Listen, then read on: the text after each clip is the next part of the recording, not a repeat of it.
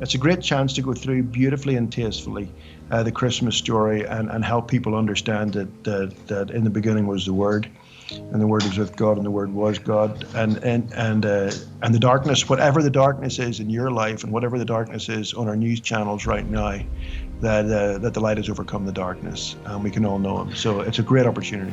Welcome back. I'm talking or trying to talk to my friend Keith Getty. When you have a friend like Keith Getty, we joke around so much that some of the audience, I'm sure, finds it annoying.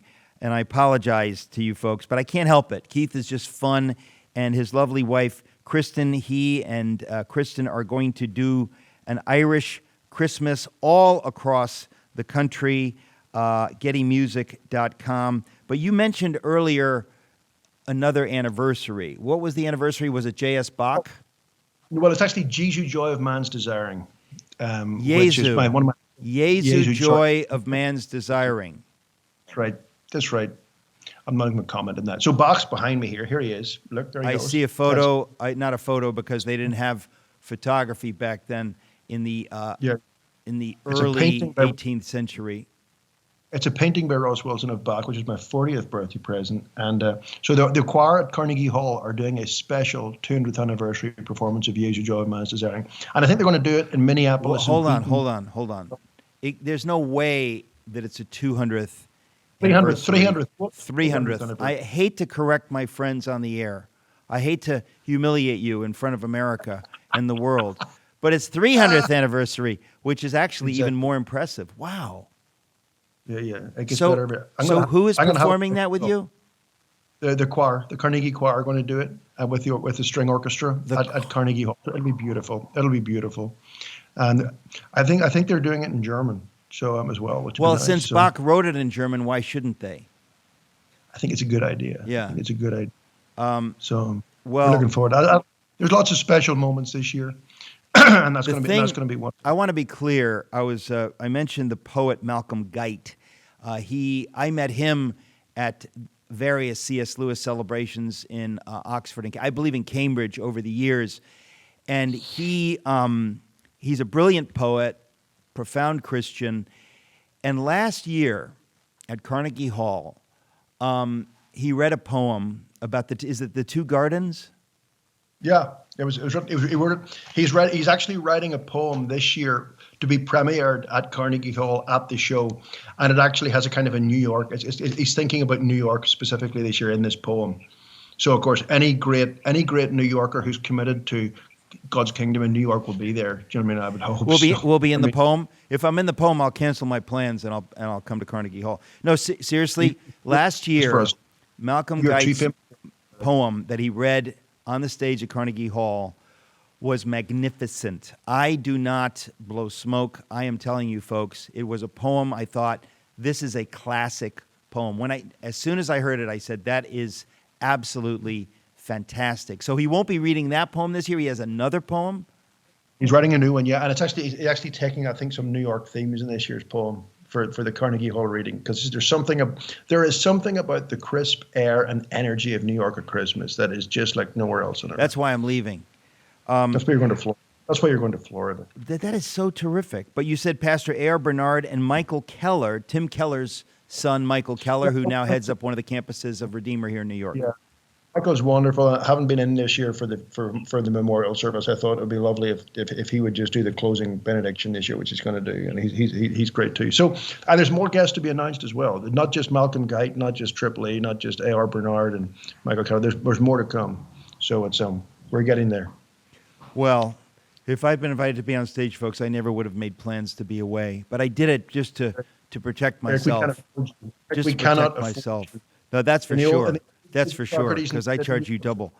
But in the days of Socrates City, we could have done it, but then you became a global superstar, a political operative, a kind of a kingmaker of nations and continents, and then we couldn't keep up. It's so terrible. Well, so tell us a little bit more about the kind of music you do, because I'm not kidding. It is so wonderful. Every year, I'm just amazed, and the Irish flavor of it. Is the title of this "Sing an Irish Christmas"? Is that the title of what you're doing? Yeah, yeah. So it's two halves. The first half's a party, and the second half's a carol service. So the first half, we have lots of special guests, Irish dance, Irish instruments, and then my wife sings a bunch of songs. She's got a couple of brand new songs she's putting on the show this year, and she's also doing some fun stuff. She's even adding Winter Wonderland in this year to give it a whole kind of new fun touch. And there's a little section for the family. So our girls come on and they play and they sing and they dance. So our girls are coming on to do a number near the end of the first half with her, which will be kind of fun as well. So we're looking forward to that. And then in the second half, we basically go through the gospel story. So it's a great chance to bring whatever city you're at. It takes 60 minutes. It's a great chance to go through beautifully and tastefully the Christmas story and help people understand that in the beginning was the Word, and the Word was with God, and the Word was God. And the darkness, whatever the darkness is in your life, and whatever the darkness is on our news channels right now, that the light has overcome the darkness, and we can all know Him. So it's a great opportunity. I want to say, because we joke around so much, I forget. These events, these concerts, are absolutely perfect to bring somebody who is not a Christian or is not particularly serious about their faith. These are just the most delightful events to invite people to, and especially at Christmas, folks. That's an opportunity where people will come to things like this, especially at places like Carnegie Hall. All these venues are beautiful venues, but it is just totally first class, absolutely first class. We've got time for one more segment. Keith, don't go away. Folks, if you want information, I promise you will not regret it if you go to one of these events. GettyMusic.com, GettyMusic.com/tour. Just magnificent. We'll be right back. Folks, I hate to interrupt, but I just don't want you to miss any of the content we're putting out on here. We've just got some amazing stuff. So would you do yourself a favor and hit the subscribe button so we can make sure you don't miss anything? I promise you, great stuff coming up. Hit the subscribe button. Thank you. Folks, welcome back. I'm talking to my friend, Keith Getty, and honestly, only a friend would put up with the nonsense that I give Keith. But really, only I, as a friend, would put up with the nonsense that Keith, shovels in my direction, and that's the joy of our friendship. We tease each other. But you, sir, we have to mention this just because I find it so funny. You and your beautiful, talented wife, Kristen, were introduced by the great John Lennox. I write about John Lennox in my books. In my book, Is Atheism Dead? I've interviewed him at Socrates in the City many times, once at the Museum of the Bible, once in the south of France. But the great mathematician and Christian apologist, John Lennox, is the uncle of your beautiful wife and introduced you to your wife. That's just amazing to me. No, it's amazing. It's amazing. The first time I met him, I was 18 years old. I was filled. You can imagine me as an 18-year-old was not an undriven child, filled with spit and vinegar. And I went to hear him at an event, and I wanted to meet him afterwards. So I talked my way into finding out where he was going for supper afterwards and being invited to the event. And so I got myself invited to the supper, and I sat beside him on the floor and just asked him questions. And he told me two most amazing things. You were 18? The first thing I was 18, okay. and I talked my way into house for the host of the event for supper.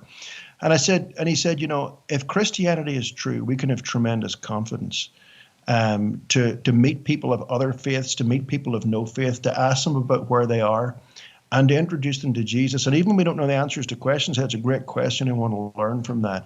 But just that confidence that he had to help me to go out and talk to people who were Islamic, people who were atheists, people who were bitter and hurt by the church, and just engage in conversations about the Lord was just an amazing thing. And the second thing he told me that day was, he said, the best advice I can give you is to be the best musician you can be, but make sure your faith is growing faster than your music. And while there's no empirical measurement for that, it's the same for you as a journalist, political superstar, as somebody out there who's a mother, somebody out there who's a manager, somebody out there who's a pastor. We want to be the best pastor or mother or manager or political megastar of the future.